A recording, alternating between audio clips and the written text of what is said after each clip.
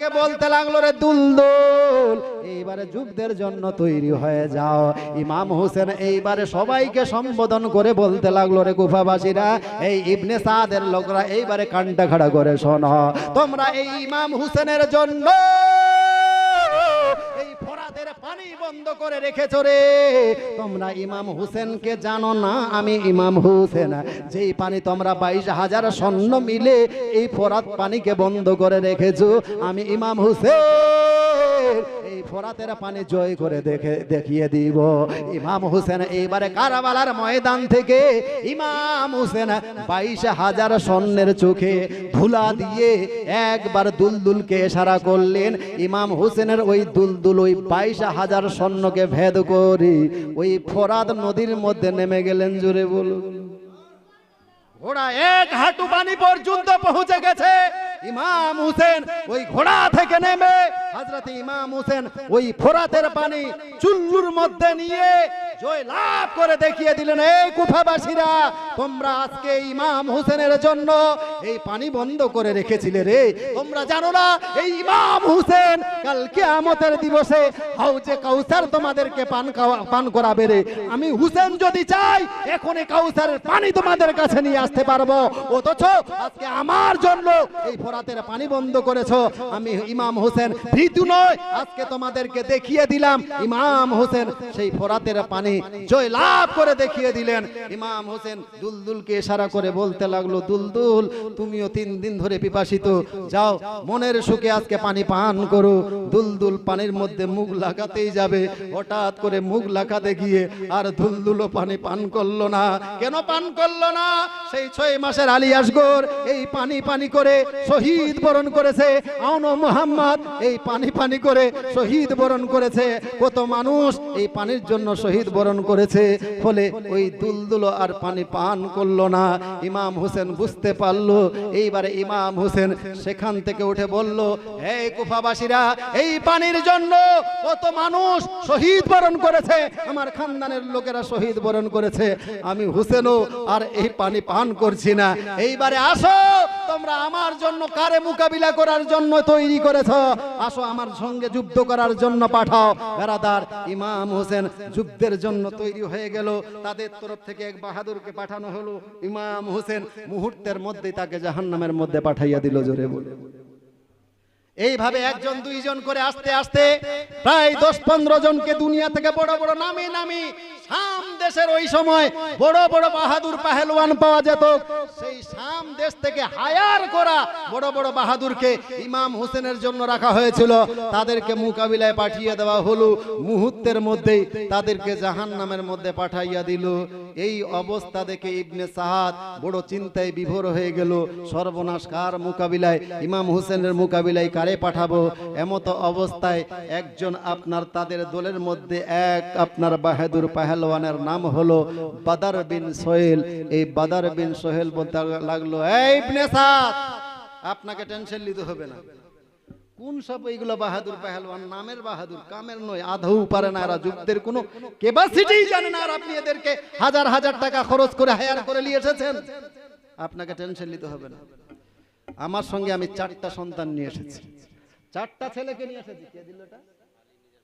শেফালি নিজের বাবার নামে। নারায়ে তাকবীর, নারায়ে রিসালাত। শেফালি 1010 টাকার দাতা, জোরে বলুন জিন্দাবাদ।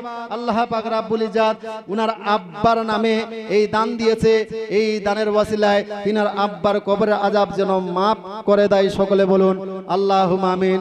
এইবারে ডানে বামে যেই সমস্ত মা আছে তিনাদেরও বলবো, মা যদি পারেন এই শেফালি মায়ের মতো আপনি ইমাম হোসেনের মহিব হিসাবে একটা প্রমাণ দিয়ে বলেন, হে ইমাম, কে মৌলানা হযরতে ইমাম হোসেনের মহব্বতে তার বহিন জৈনব নিজের সন্তানকে কুরবানি করেছে। আমি নিজের সন্তানকে কুরবানি করতে পারবো না, তবে বর্তমানে টাকার কোনো সমস্যা নাই। মাস গেলেই 1000 টাকা ওই ভান্ডারের টাকা পাওয়া যায়। সেখান থেকে একটা করে 1000 টাকা আপনাদের কাছে চাইবো, অথবা 500 টাকা করে আমার ডানে বামে মা বোনদেরকে বলবো, মা জোর জবরদস্তি করবো না। ওই যে চাদর যাচ্ছে, চাদরের মধ্যে আপনারা যারা 5, 10, 20, 50, 100 টাকা দিবেন সেই চাদরের মধ্যে দিবেন। বাকি যারা মোটা অঙ্কের পয়সা দিবেন 500 টাকা অথবা 1000 টাকা আজকের রাত্রিতে ইমাম হোসেনের মহব্বতে কুরবানি করতে চান, মা যদি আজকে ইখলাসের নিয়তে, খাস নিয়তে আপনার কি বলে ইমাম হোসেনের মহব্বতে 500 টাকা 1000 টাকা খরচ করতে পারেন, আমার মন বলছে কাল কিয়ামতের দিবসে এই 500 1000 টাকায় আপনার জান্নাতে যাওয়ার জারিয়া হয়ে যাবে। জোরে বলে সুতরাং বলবো এইদিকে বাম দিকে ডান দিকে বাম দিকে। এই ইবনে সাদ, আপনি কোন সমস্ত সিপাহীকে হায়ার করে নিয়ে এসেছেন? আপনাকে টেনশন নিতে হবে না, আমার সঙ্গে আমি 4টা ছেলে নিয়ে এসেছি, 4টা ছেলে। এই 4টা ছেলের মধ্যে একটা ছেলে গেলেই অল্প সময়ের মধ্যে ইমাম হোসেনের মুন্ডুটাকে কেটে আপনার পদতলে নিয়ে আসবে। যেমনি ভাবে এই কথা বলা, এইবারে ইবনে সাদ বলতে লাগলো, ভাই তাহলে দেরি করছো কেন? তাড়াতাড়ি করে দেরি করো না, আর কত আমাদের বাহাদুরকে যে ভাই করবে ইমাম হোসেন, সুতরাং দেরি করিও না, তাড়াতাড়ি করে তোমার ছেলেকে পাঠাইয়া দাও। এইবারে বাদার বিন সাহেল এই তাড়াতাড়ি করে নিজের বড় বেটাকে ডেকে বলতে লাগলো, এই বেটা যা তো, তোমার বাপের পরিচয় একটু দিয়ে আসো, তুমি কার সন্তান সেই পরিচয়টা ইমাম হোসেনকে দিয়ে আসো। এইভাবে শাবাশি দিয়ে পিঠের মধ্যে একটা ধড়াস করে থাপ্পড় দিয়ে সন্তানকে সাজিয়ে গুজিয়ে এইভাবে ঘোড়ার উপরে আপনার সওয়ার করে ইমাম হোসেনের দিকে পাঠিয়ে দেওয়া হলো। যেমনি ভাবে ইমাম হোসেনের সামনে যাওয়া, ইমাম হোসেন বলতে লাগলো, হায় আফসোস রে, তুই না এসে যদি তোর বাপ আসতো তাহলে যুদ্ধটা বড্ড ভালো জমতো। জোরে বল, এই কি করতে এসেছিস? জীবন দেবার জন্য? বিয়া শাদী করেছিস? দেখ, যদি ইচ্ছা না থাকে, যদি ইচ্ছা থাকে বিয়া শাদী করার, তাহলে যা ঘুরে যায় এখান থেকে, সংসার করবি, নিজের পরিবার পরিজন দেখবি, বিয়ের স্বাদ মেটাবি, যা তোর বাপকে আমার মোকাবিলায় পাঠাইয়া দেয়। ভাইয়ারা আমার, ওই শয়তান বদমাশ বলতে লাগলো, আমার বাপের আসার প্রয়োজন পড়বে না। ইমাম হোসেনের সামনে তলোয়ার উঠে ইমাম হোসেনকে মারতেই যাবে, ইমাম হোসেন বাম হাত দিয়ে ঢাল ধরে সেই তলোয়ারটাকে বেকার করে দিয়ে এসা জোরে নারায়ে তাকবীর বলে একটা তলোয়ার বলেছে, সঙ্গে সঙ্গে মুন্ডু থেকে আপনার কি বলে ধড় থেকে মুন্ডুটাকে আলাদা করে জাহান্নামের মধ্যে পাঠিয়ে দিয়েছে। জোরে এইভাবে একজন নয়, দুইজন নয়, 4-4টা বেটাকে যখন পাঠিয়ে দেওয়া হলো, 4টা বেটাকে মুহূর্তের মধ্যেই জাহান্নামের মধ্যে পাঠিয়ে দিয়েছে। বাপকে ওই বাদার বিন সোহেলকে বলার প্রয়োজন পড়লো না, ইবনে সাদ বললই না। এই বাদার বিন সোহেল তাড়াতাড়ি করে বাপ আপনার ছেলেদের বদলা নেওয়ার জন্য ইমাম হোসেনের কাছে গেল। ইমাম হোসেনের কাছে সেও একটা সেকেন্ড টিকতে পারলো না। হযরত ইমাম হোসেন সেই শেরে খুদা হায়দার কাররারের সন্তান, যার বাহুর রক্ত ইমাম হোসেনের বাহুর মধ্যে আছে, এসা জোরে তলোয়ারি মারলেন, সঙ্গে সঙ্গে 2 ভাগ করে তাকে জাহান্নামের মধ্যে পাঠাইয়া দিলেন। জোরে বলুন নারায়ে তাকবীর, নারায়ে রিসালাত, ইয়া হুসেন। জোরে বলুন জিন্দাবাদ। ভাইয়েরা আমার, এইভাবে হুসেন কারবালার মধ্যে বাহাদুরি দেখাতে লাগলো। ইবনে সাদ চিন্তা করতে লাগলো, সর্বনাশ, এইভাবে যদি ইমাম হোসেন তো আপনার যুদ্ধ করেন, তাহলে তো আমাদের 22,000 সৈন্য, কেন 22 লক্ষ সিপাহী আমাদের কম পড়ে যাবে। 22,000 সৈন্য ইমাম হোসেনের সামনে কেউ টিকতে পারবে না, কি করা যাবে? ইবনে সাদ বলতে লাগলো, না, এইভাবে বাড়ি বাড়ি যাওয়া যাবে না, তোমরা দলবদ্ধ হয়ে সবাই ইমাম হোসেনকে তলবারে নিয়ে হামলা করো। যেমনি ভাবে দলবদ্ধ ভাবে এইবারে ইমাম হোসেনকে চতুর্দিক থেকে তলোয়ারি নিয়ে আঘাত করতে যাবে। ইমাম হোসেন এতক্ষণে এক হাতে তলোয়ারি চালাচ্ছিলেন, এইবারে চতুর্দিক থেকে যখন তলোয়ারি চালাতে শুরু করেছে, ইমাম হোসেন 2 হাত দিয়ে 2 তলোয়ার ধরলেন।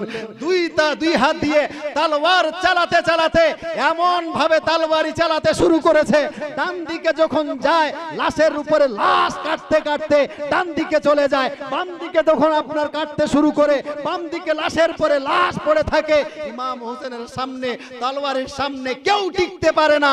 ইবনে সাদ বড় টেনশনে বিভোর হয়ে গেল, সর্বনাশ, ইমাম হোসেন 3 দিনের পিপাসিত শের, 3 দিন ধরে খাওয়া তো দূরের কথা, হুলকুমের ভিতরে এক ফোঁটা পানিও যায় নাই।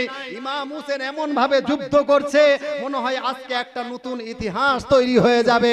যে একটা ইমাম হোসেন একদিকে ছিল, 22,000 সৈন্য একদিকে ছিল, ওই একটা হোসেনের কাছে 22,000 সৈন্য হেরে গিয়েছে। জোরে বলে ইবনে সাদ বলল, না, আর তলোয়ারি নিয়ে নয়।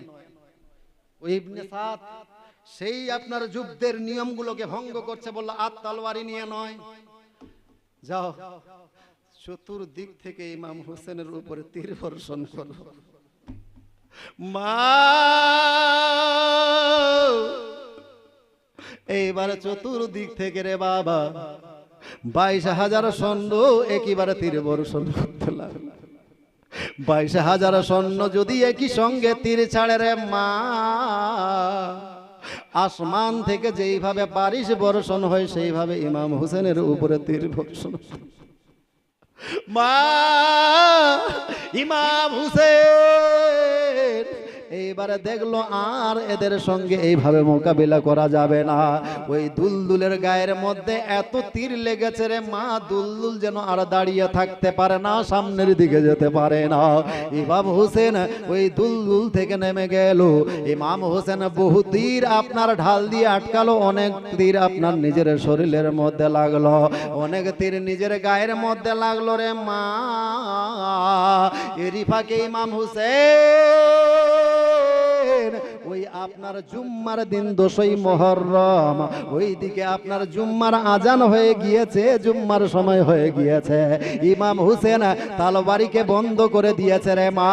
এইদিকে ইবনে সাদ বলতে লাগলো সুযোগ বুঝে আর দেরি করিও না, তাড়াতাড়ি করে একটা জোহর মাখা আপনার কি বলে জোহর মাখা আপনার তীর ওই আপনার সীমার পাপি এসা জোরে মারল।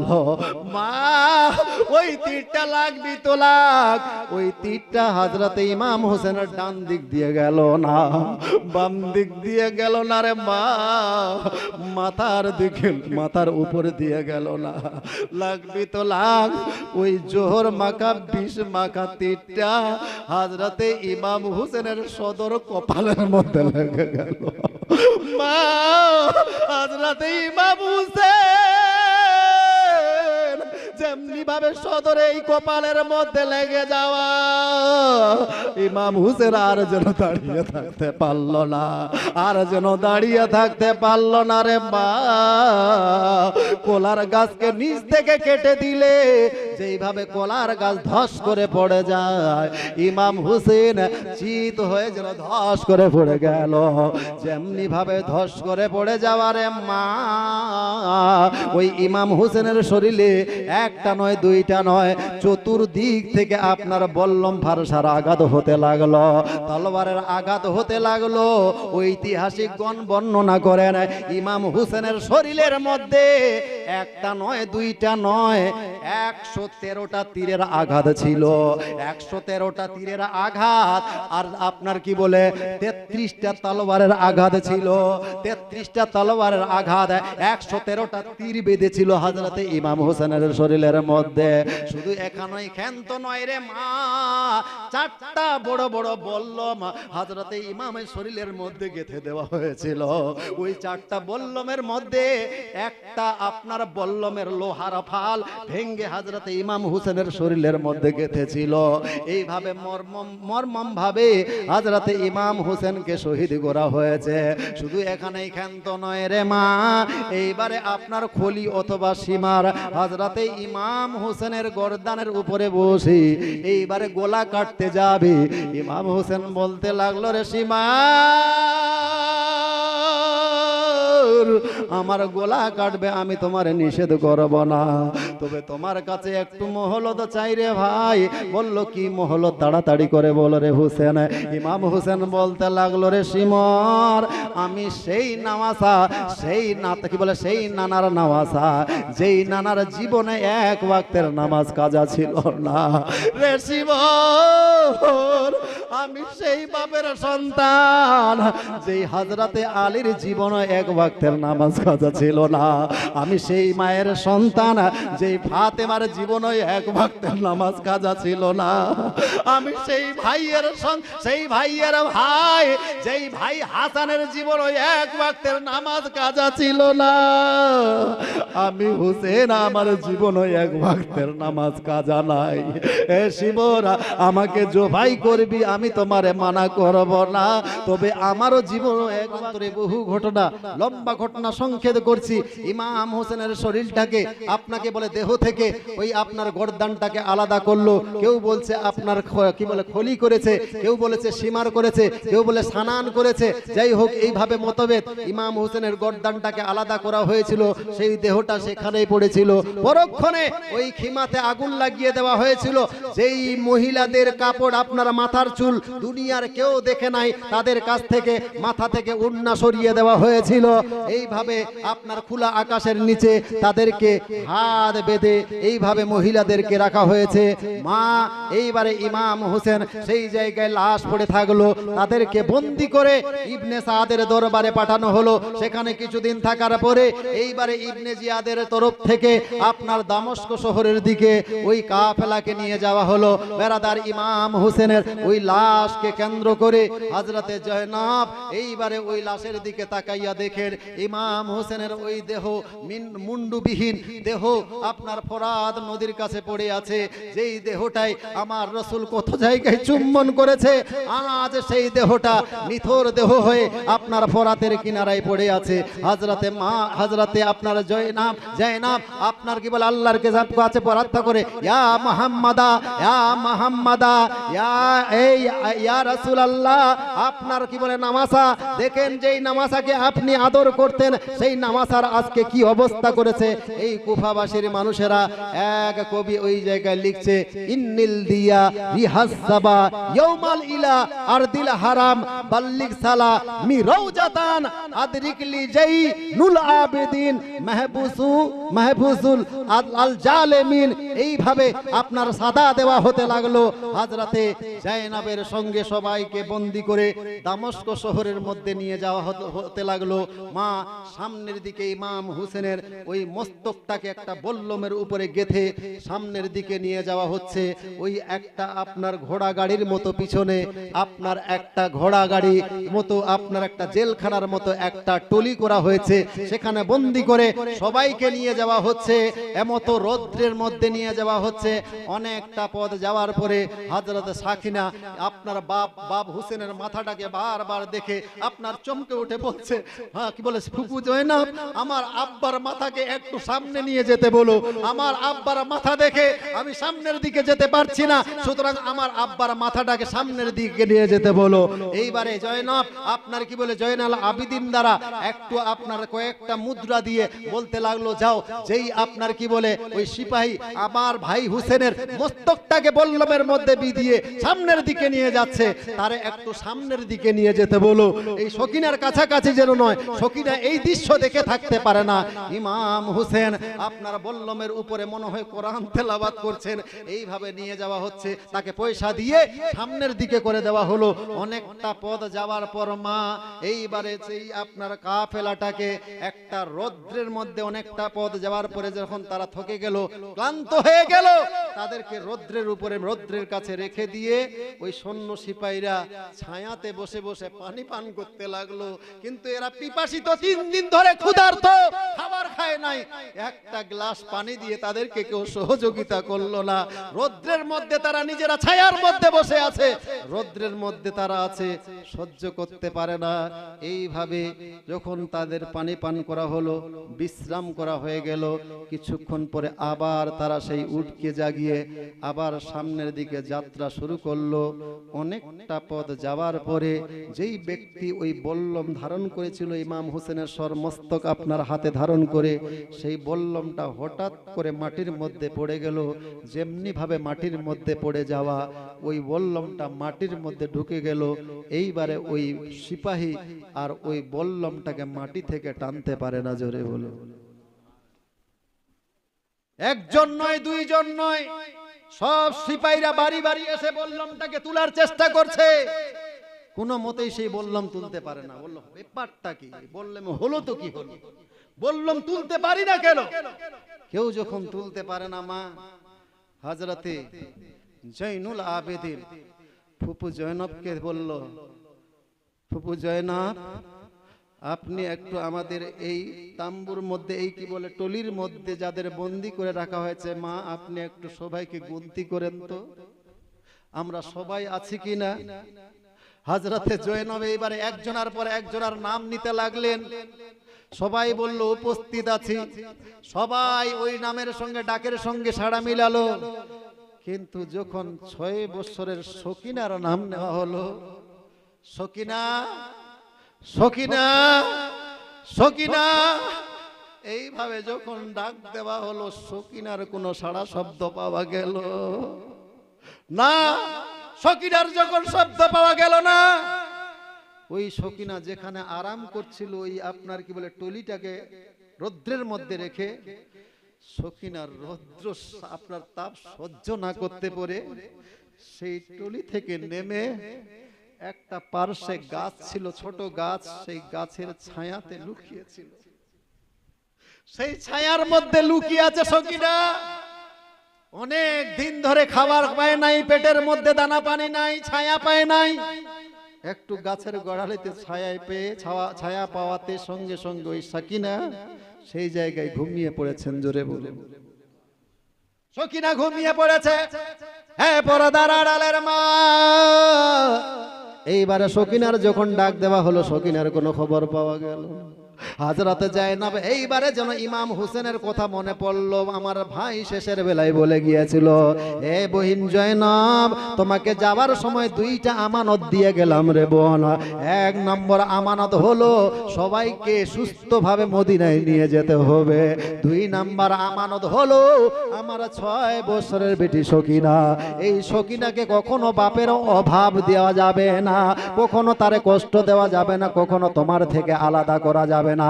আমার ভাই হুসেনের আমি শেষ কথা রক্ষা করতে পারলাম না, না জানি সকিনা কোন জায়গায় হারিয়ে গিয়েছে। এইবারে সকিনা তাড়াতাড়ি করে টলি থেকে ঝাঁপিয়ে পড়লেন। টলি থেকে ঝাঁপিয়ে পড়ে এইবারে ইমাম হযরতে জায়নাব ওই সকিনাকে খোঁজাখুঁজি করার জন্য আবার কারবালার ময়দানের দিকে রওনা। ওই সন্ধ্যার সময় সেই রকম রাস্তা চিনতে পাওয়া যায় না রে মা। হঠাৎ করে হযরতে জয়নাব দেখেন একজন মহিলা বোরকা পরিহিতা, আপনারা বোরকা পরিধান করে ওই বেটি সকিনাকে কোলের মধ্যে নিয়ে কোরআন শরীফ তেলাওয়াত করছেন। জোরে বলুন, হযরতে সকিনাকে কোলের মধ্যে নিয়ে কারবালার ময়দানে বসে বসে কান্না করছেন, কখনো কোরআন তেলাওয়াত করছেন, কখন কাসিয়া পড়ছেন। এমতো অবস্থায় হযরতে জায়নাব সেই আপনার অপরিচিত মহিলার কাছে যে বলতে লাগলো, মা আপনি কে চিনতে পারলাম না। আগো, আমাদের এই কারবালার ময়দানে কুফা দেশের মধ্যে আমাদের কেউ হাল পুছার নাই।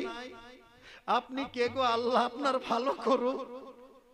আমার ভাতিজে এই কি বলে সকিনাকে আপনি কোলে তুলে তারে আদর করছেন, সোহাগ করছেন, আপনার পরিচয় দাও।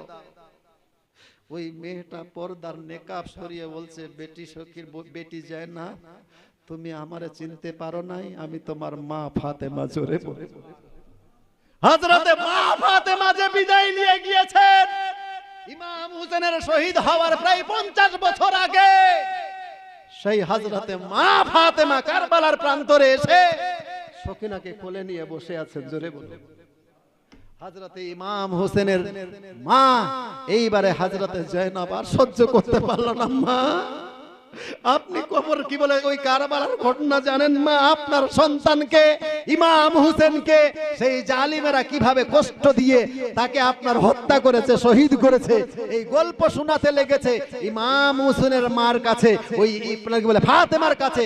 যখন এই কাছাকাছি হয়ে গিয়েছে, হঠাৎ করে মা ফাতেমা তুজ-জাহরা রাদিয়াল্লাহু তাআলা আনহা উধাও হয়ে গিয়েছে, আর তার দেখতে পাওয়া যায় না।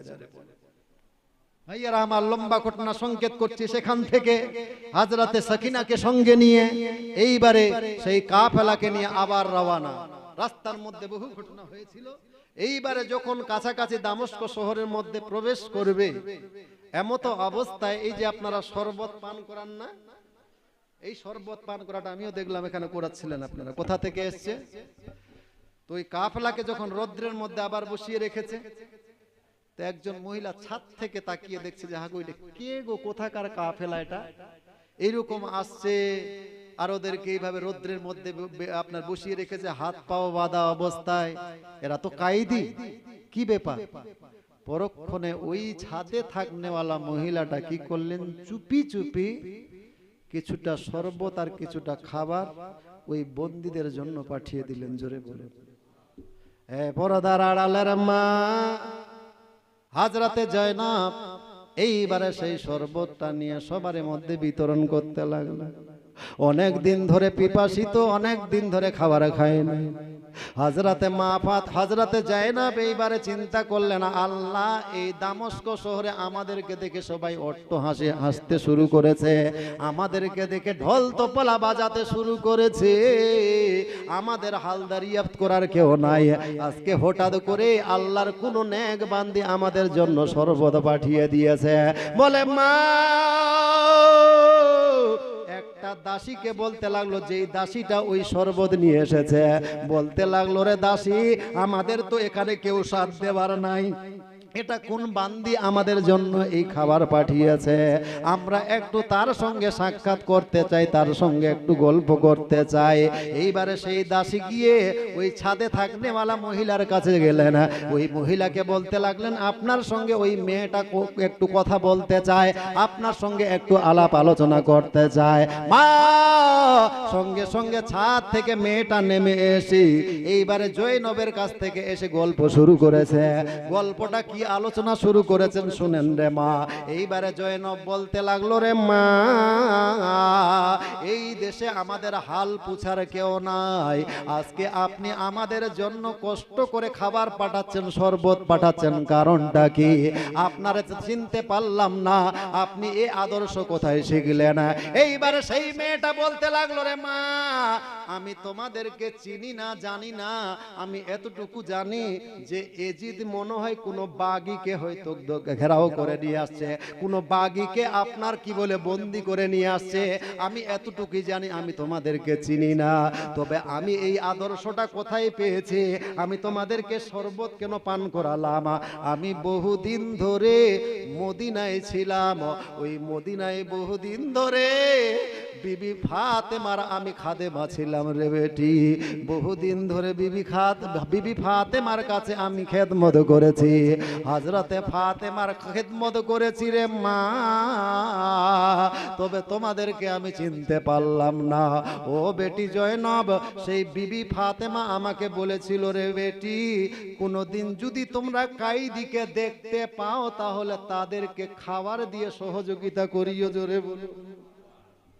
সেই বিবি ফাতেমা আমাকে শিখিয়েছিল যে কোনদিন যদি কাইদিকে দেখতে পাও তাহলে তাদেরকে খাওয়া দিয়ে সহযোগিতা করিও, আল্লাহ তোমার প্রতি রাজি হয়ে যাবে।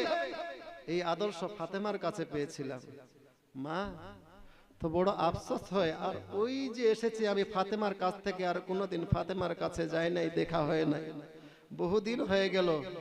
শুনলাম নাকি তার বড় ছেলে ইমাম হাসানকে শহীদ করে দিয়েছে, তাকে বিষ পান করিয়ে শহীদ করে দিয়েছে রে মা, এই খবরও আমি জানি। কিন্তু অনেক সময় আমি ইমাম হোসেনকে নিয়ে কোলে থাকতাম, তাকে কোলে নিয়ে আদর করতাম। সেই ইমাম হোসেনকে দেখার মন করছে রে বেটি, আমি সেই ইমাম হোসেনকে দেখে নাই। বেটি, আপনার ওই ফাতেমার একটা বেটি ছিল, যার নাম হলো জয়নব। ওই জয়নবকে নিয়ে আমি বড় কোলে নিয়ে বড় আদর করেছি রে বেটি। আজ বহু বছর পার হয়ে গেল, সেই জয়নবকে দেখে নাই। জয়নব কথাগুলো শুনছে। হযরতে জয়নব বলতে লাগলো, মা, আল্লাহর কাছে আপনার দোয়া যে যেন আমি মরার আগে ইমাম হোসেনকে দেখতে পাই। বলল, হ্যাঁ, আল্লাহর কাছে দোয়া যেন মরার আগে আমি ইমাম হোসেনকে দেখতে পারি, আর ওই জয়নবকে দেখে যেন দুনিয়া থেকে বিদায় হতে পারি। হযরতে জয়নব বলতে লাগলো, মা, আল্লাহর কাছে আপনার দোয়া কবুল হয়ে গিয়েছে, আল্লাহ আপনার দোয়া কবুল করে নিয়েছে। ওই যে নেজার উপরে বললাম উপরে যে মাথাটা দেখতে পাচ্ছেন মা, সেই মাথাটা অন্য কারোর নয়, সেটা ইমাম হোসেনের মাথা। আর আমি যে আপনার সম্মুখে কথা বলছি মা, আপনার কোলে বসে যে জয়নব খেলা করত, সেই জয়নব আপনার সম্মুখে বসে আছে। ভাইয়েরা আমার, লম্বা ঘটনা সংকেত করছি। হযরতে জয়নবের এই দৃশ্য আর হযরতে জয়নব আপনার কি বলে চোখের পানি ধরে রাখতে পারলেন না, অনেক লম্বা সময়ও হয়ে গেল, একটা বেজে গেছে, দেখতে দেখতে পরিশেষে এই জয়নবের দৃশ্য গেলাপ জ্বালিয়ে দিয়েছে। শুধু এখানেই ক্ষান্ত নয়, ওই মদিনার মসজিদে নববীতে 3 দিন ধরে ঘোড়া বেঁধে রেখেছে, ওই মসজিদে নববীর মধ্যে নামাজ হতে দেয় নাই। শুধু এখানেই ক্ষান্ত নয়, ওই জায়গাতে মক্কা মদিনার মধ্যে প্রায় আপনার 12,000 আপনার কি বলে সাহাবেহি এবং তাবেঈ এবং হাফিজে কোরআন, একজন নয় দুইজন নয়, প্রায় 12,000 আপনার কি বলে এইরকম আপনার মুমিন মুসলমানকে হত্যা করেছে এজিদ। শুধু তাই নয় মা, ওই এজিদ আপনার কি বলে আপনার মহিলাদের উপরে এত নির্যাতন চালিয়েছে, হাজার হাজার মেয়ে আপনার মদিনাতে ধর্ষিত হয়েছে। আপনার কিতাব রাইটার লিখছে যে ওই ধর্ষিতার কারণে, ধর্ষণ করার কারণে, মেয়েদের উপরে নির্যাতন করার কারণে ইতিহাসে পাওয়া যায় ওই ধর্ষণের কারণে প্রায় 100-র অধিক মহিলা অন্তঃসত্ত্বা হয়েছে। এইভাবে নির্যাতন করেছে, এইভাবে নির্যাতন করেছে। এখানে ক্ষান্ত নয়, সবে মাত্র একটা মেয়ে বাচ্চা প্রসব করেছে, প্রথম দুধ পান করাতেই যাবে মেয়েটা, বাচ্চাটাকে নিয়ে প্রসব করে দুধ পান করাতেই যাবে। ওই টাইম ওই বাড়িতে সিপাহী ঢুকে গিয়েছে, এজিদের সিপাহীরা ওই বাড়িতে হামলা করেছে, বাচ্চাটাকে মায়ের কাছ থেকে ছিনিয়ে নিয়েছে। মা কাকুতি মিনতি করছে, হাত পা ধরে বলছে খবরদার আমার বাচ্চাকে মারিও না, বাচ্চাটা সবে মাত্র আমি প্রসব করেছি, এখনো মায়ের প্রথম দুগ্ধ পান করে নাই, জালিম বাচ্চারা আমাকে ফিরাইয়া দাও, আমাকে কমপক্ষে মা আমার বাচ্চাকে দুগ্ধ পান করাতে দাও। মায়ের কাছ থেকে এক ফোঁটা দুগ্ধ পান করাতে দেয় নাই মা। সেই নবজাতক শিশুর ওই আপনার বাচ্চাটাকে পাও দুইটা ধরে দেওয়ালের মধ্যে এইভাবে আছাড় মেরে মাথাটা থেকে ছিন্ন বিচ্ছিন্ন করে তাকেও শহীদ করে দিয়েছে। এইভাবে হত্যার লীলা মক্কা মদিনার মধ্যে এজিদ শুরু করেছে। পরক্ষণে একজন আপনার সাহাবী রাসূল, পরক্ষণে যদিও উনি মুরতাদ হয়ে গিয়েছিলেন, যার নাম হলো মুক্তার সাকাফি, যার বাড়িতে ইমাম মুসলিম সর্বপ্রথম গিয়ে ওই কুফাতে আরাম করছিলেন, সেই মুক্তার সাকাফির নেতৃত্বে এই সমস্ত বদলা নেওয়া হয়েছিল। কিন্তু এ কাজ তো করেছিল ভালো, কিন্তু পরক্ষণে এ মুরতাদ হয়ে গিয়েছিল। কেমন করে সে নিজেকে তখন আবার নবী বলে দাবি করতে লাগলো যে আমি হলাম নবী। ভাইয়েরা আমার, এইরকম বহু আলোচনা শুনতে গেলে সময় লাগবে, আর লম্বা আলোচনা করলাম না। 2 দিনে যতটুকু পারলাম আপনাদেরকে বুঝবার চেষ্টা করলাম। আপনাদেরই সন্তান, বলাতে ভাষাতে যদি ভুল ভ্রান্তি হয়ে থাকে আপনাদের কাছে ক্ষমা চাইব। আপনারা সবাই সন্তান মনে করে আমারে ক্ষমা করবেন, এই বলে আমার বক্তব্যের পরিসমাপ্তি ঘোষণা করছি। ওয়ামা আলাইনা ইল্লাল বালাগ। আসসালামু আলাইকুম ওয়া রাহমাতুল্লাহি ওয়া বারাকাতুহু।